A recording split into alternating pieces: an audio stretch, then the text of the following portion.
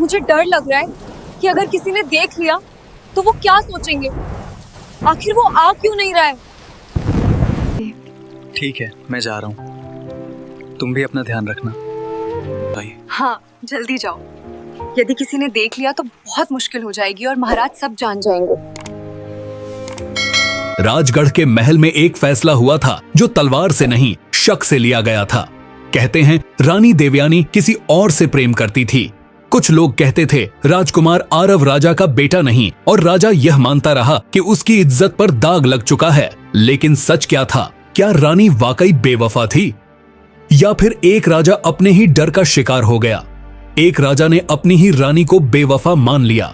ना कोई सबूत, ना कोई गवाह, ना कोई खुली सुनवाई, सिर्फ एक रात, एक अफवाह और एक टूटता हुआ भरोसा। आखिर उस रात महल के बागीचे में हुआ क्या था जिसके लिए एक मां को 20 साल तक कैद रहना पड़ा? चलिए वक्त को पीछे ले चलते हैं। राजगढ़ एक ऐसी रियासत थी जिसका नाम ही ताकत का प्रतीक था। ऊंचे मीनार, चांदी से सजा दरबार, सोने से जड़ा सिंहासन। महाराज वीरेंद्र सिंह एक सख्त, अनुशासित और निर्दयी फैसले लेने वाले शासक थे। उनके लिए कानून ही सब कुछ था और कानून उनकी आवाज से चलता था। लेकिन हर ताकत के पीछे एक कमजोरी होती है, और उनकी कमजोरी थी अपनी इज्जत। रानी देवयानी सिर्फ सुंदर नहीं थी, वह बुद्धिमान थी। प्रजा उससे प्यार करती थी। वह अनाथ बच्चों के लिए आश्रम खोलती, बीमारों के लिए दवाई भेजती, गरीबों के लिए अन्न की व्यवस्था करती। लेकिन महल के अंदर वह अकेली थी। राजा उससे प्यार तो करते थे, लेकिन उस प्यार में अधिकार ज्यादा था और भरोसा कम। 20 साल पहले सावन का महीना था। रात गहरी थी और बिजली चमक रही थी। रानी देवयानी महल के बागीचे में गई। उसने अपने सीने से एक पुरानी तस्वीर लगा रखी थी और उसके चेहरे पर गहरी परेशानी थी। तभी दूर से एक आदमी आता दिखाई दिया। वह रानी के पास आकर रुका और दोनों धीरे धीरे बात करने लगे। अचानक महल की दीवार के पीछे से एक सिपाही ने यह सब देख लिया। उसने चेहरा साफ नहीं देखा, सिर्फ एक पुरुष का साया देखा।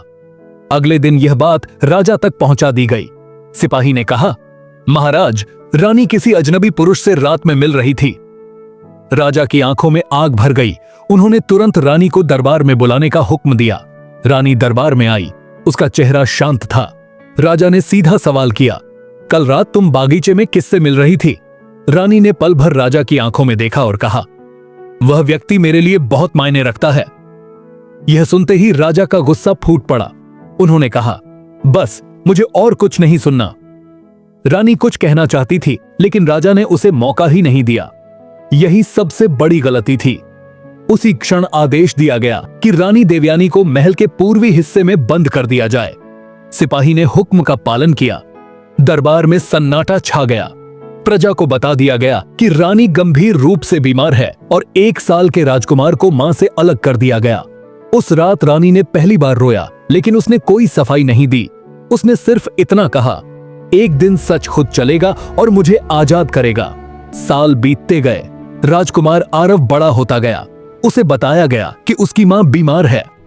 राजा ने कभी उसका नाम नहीं लिया, लेकिन हर रात वह चुपके से महल के पूर्वी हिस्से की तरफ देखते रहते। उन्हें भी चैन नहीं था, क्योंकि शक इंसान को बाहर से सख्त और अंदर से खोखला कर देता है। राजकुमार में दया थी, न्याय की भावना थी। शायद वह अपनी मां पर गया था। 20 साल बाद राजगढ़ में राजतिलक की तैयारियां शुरू हुईं। किसी को नहीं पता था कि एक पुरानी डायरी पूरी रियासत की नींव हिला देगी। राजगढ़ फिर से सजाया गया। शहनाइयों की आवाज गूंज रही थी। रंग बिरंगे पर्दे लगाए गए थे और सोने से सजा सिंहासन चमक रहा था। आज राजकुमार आरव का राजतिलक था। राजा वीरेंद्र सिंह के चेहरे पर गर्व था। उनका बेटा, उनका वारिस आज राजगद्दी संभालने वाला था। लेकिन किस्मत को कुछ और मंजूर था। राजकुमार आरव लंबा, शांत और गहरी आंखों वाला युवा था। उसकी आंखों में सख्ती नहीं, संवेदनशीलता थी। वह तलवार चलाना जानता था, लेकिन उसका दिल प्रजा के लिए धड़कता था।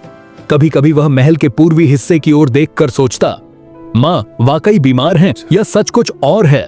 उसका दिल कहता कि कहीं न कहीं कोई बात छुपाई गई है। राजपुरोहित मंत्र पढ़ रहे थे। दरबार में सभी मंत्री, सैनिक और मेहमान मौजूद थे।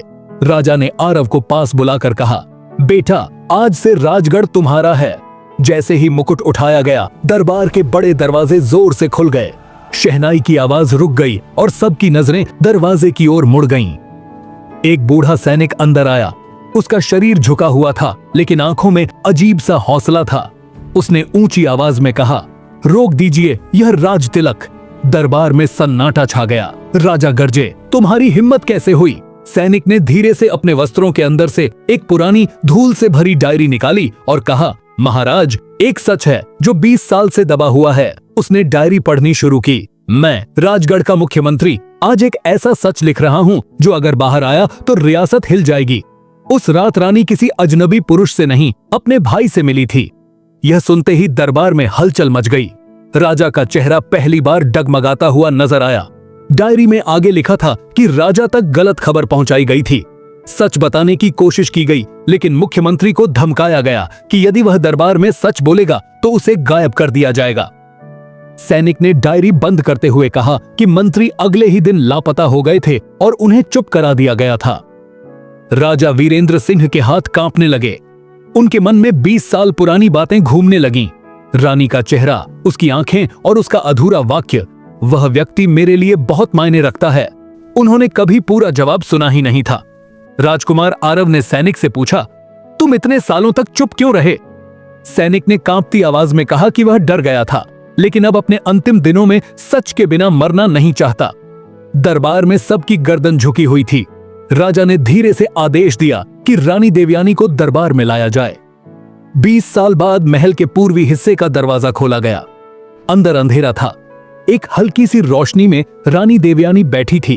उसके बाल सफेद हो चुके थे, लेकिन आंखों में अब भी वही शांति थी। जब रानी दरबार में आई तो हर नजर उस पर टिक गई। राजकुमार आरव की सांसें तेज हो गईं। उसने पहली बार अपनी मां को देखा और धीमे से कहा, मां। रानी की आंखों में आंसू चमक उठे, लेकिन उसने अपने आप को संभाल लिया। राजा सिंहासन से उठे। उनकी आवाज पहली बार कमजोर थी। उन्होंने कहा, देवयानी, उस रात तुम बागीचे में किससे मिल रही थी? रानी ने शांत स्वर में उत्तर दिया, अपने भाई से। उसने बताया कि उसका भाई युद्ध से घायल होकर लौटा था और वह उसे सुरक्षित स्थान पर भेजना चाहती थी, लेकिन राजा ने उसे पूरा बोलने का मौका ही नहीं दिया। उसने कहा कि उसने हर दिन इंतजार किया कि राजा आएंगे और सच पूछेंगे, लेकिन वे कभी नहीं आए। बिना दोष के 1 माह से उसका बच्चा छीन लिया गया। राजकुमार ने भर्राई आवाज में पूछा, पिताजी, आपने मुझे मां से मिलने क्यों नहीं दिया? राजा के पास कोई उत्तर नहीं था। वह सिंहासन से उतरकर दरबार के बीच में आ गए। उनकी गर्दन झुकी हुई थी। उन्होंने स्वीकार किया कि वे अपने डर का शिकार हो गए थे और अपनी इज्जत बचाने के चक्कर में अपना परिवार खो बैठे। दरबार में सब स्तब्ध थे। रानी ने कहा, शक सबसे बड़ा जहर होता है। जब राजा बिना सबूत के फैसला करता है तो सिर्फ एक परिवार नहीं, पूरी रियासत टूट जाती है। उसने यह भी कहा कि वह राजगद्दी नहीं चाहती और उसका बेटा भी अभी इसके लिए तैयार नहीं है। तख्त पर बैठने से पहले इंसाफ सीखना जरूरी है। राजकुमार ने धीरे से मुकुट वापस रख दिया और कहा कि वह पहले न्याय सीखेगा, फिर राज करेगा। उस दिन राजगढ़ में एक नया अध्याय शुरू हुआ। पहली बार एक न्याय सभा बनाई गई, जहां बिना सबूत के कोई फैसला नहीं लिया जाता था। राजा ने स्वयं को न्याय सभा के अधीन कर दिया। 20 साल बाद रानी देवयानी का नाम साफ हुआ। लोगों ने सीखा कि सबसे बड़ा पाप धोखा नहीं, बल्कि बिना सबूत के शक करना होता है, और कभी कभी सच को दरबार तक पहुंचने में 20 साल लग जाते हैं। अगर आपको यह कहानी पसंद आई हो तो लाइक करें, ऐसी ही कहानियों के लिए सब्सक्राइब करें और अपने दोस्तों के साथ शेयर जरूर करें। दोस्तों, यह कहानी मनोरंजन और शिक्षा के उद्देश्य से बनाई गई है। सभी पात्र और घटनाएं काल्पनिक हैं। किसी वास्तविक व्यक्ति या घटना से इनका कोई संबंध नहीं है।